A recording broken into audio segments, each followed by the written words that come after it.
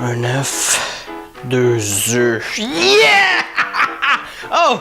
Bonjour et bienvenue au Coup de grâce. Aujourd'hui, on va faire des raviolis frais maison. Super simple. Puis je vais en profiter pour vous montrer une couple de techniques aussi pour les faire. Donc, on commence-tu? Chill, mon gars. Donc, on va commencer par faire la pâte fraîche.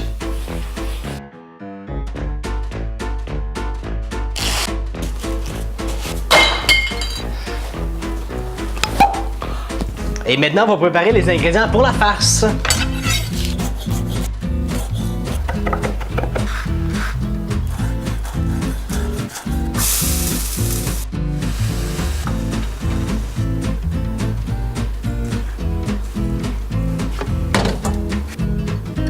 Et bien sûr, on abaisse la pâte.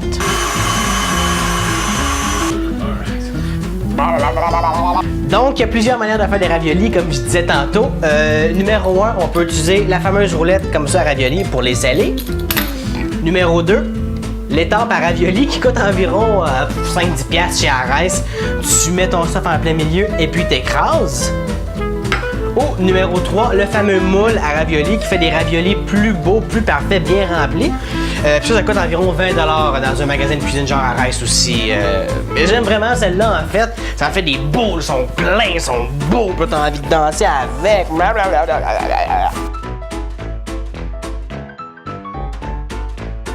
Ensuite, on les scelle avec notre outil préféré.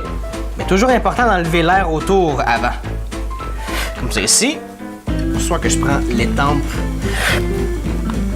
comme ça, ou que je prends la roulette pour leur donner une forme carrée.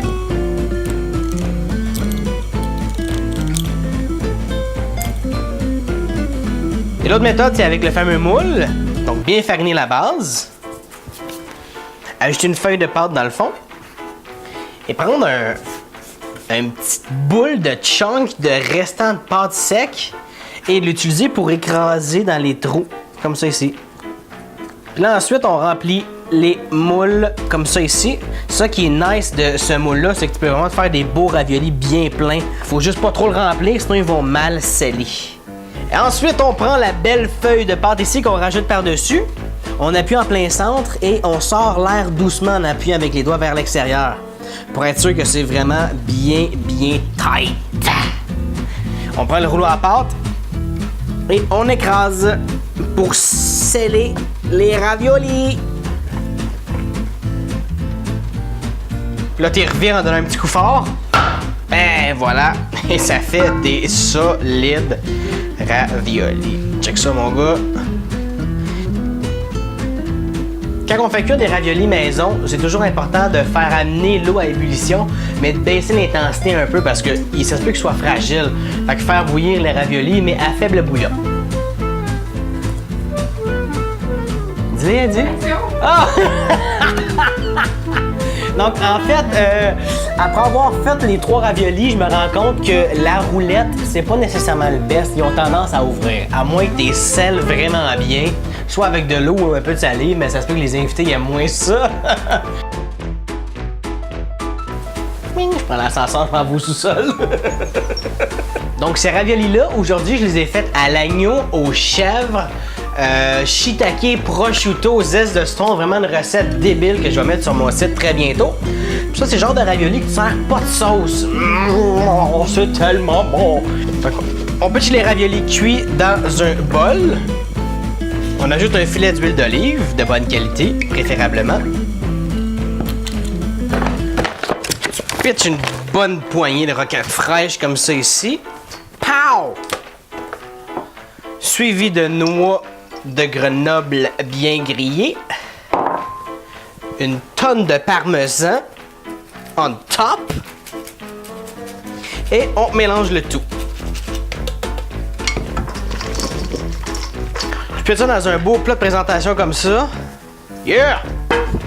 Comment c'est beau tout ça. Et on rajoute des belles tomates cuites au four sur le dessus, par-ci, par-là. Ça ressemble à ça. Maintenant, c'est temps de goûter. Bougez pas.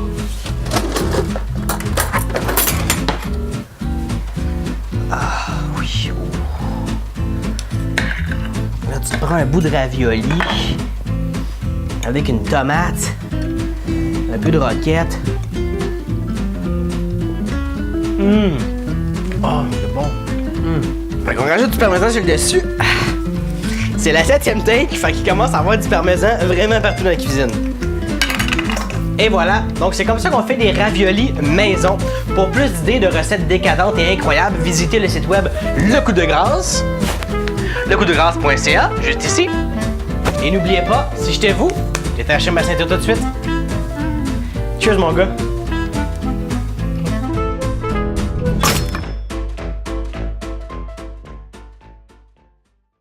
C'est pas évident. 3, 2, 1, vas-y.